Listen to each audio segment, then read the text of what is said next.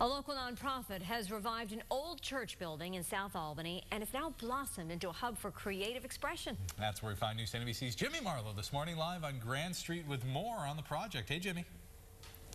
Hey, good morning, everyone. So many ideas, so many things that we're going to talk about this morning. And first of all, we're going to talk about some revival here. Now, let's take a look. In 1908, this building was built. It's the St. Anthony's Church here in South Albany. And 110 years later, it's been reclaimed from the hands of time. And now there are even plans for the basement. Of course, we know buildings here have massive basements, and it's significant because there are dozens and dozens of churches in the area that have had ministries throughout the years. As the ministries move on, those buildings are still standing there as a blight to the area, to the community, could be dangerous. But now, look at this one. This is the St. Anthony's Church. It's been completely redone, revived, renovated, lots of R words. And we've got the president of the nonprofit, Mr. Michael Banks, who's put his blood, sweat, and tears into this entire project, and even some of his own personal money, because it's all volunteer done, all volunteer created. So, Mike, first of all, what has this process been like? What was the building's shape when you first got in? First, Jimmy, I want to say thank you for having me, and thank you for being here at Grand Street Community Arts. Like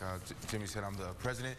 But when I first came here about three or so years ago, this building, there was stuff falling off the ceilings, there was plaster falling off the walls, there was rubble and garbage and stuff everywhere. Man. So the community came together along with a bunch of volunteers and essentially put together a work party to clean up the building first, and that was the first phase. Wow. So now you guys have been building, you've got some momentum. We even see that there is a performance stage here, and this area right here, you guys, you can rent this for your own events. There's a radio studio we're going to check out. So it's meant to be a hub for creative arts, as we said. So why is it important to have those kinds of services available to the community free of charge, even with kids in the area? Well, essentially what arts does to the community, it allows not only just youth but adults as well to express themselves. As we know, art is a form of expression. So when we're allowing students or even adults to express themselves, whether it's through poetry, whether it's through drama, whether it's through music, all forms of art, we're allowing them to portray or paint the picture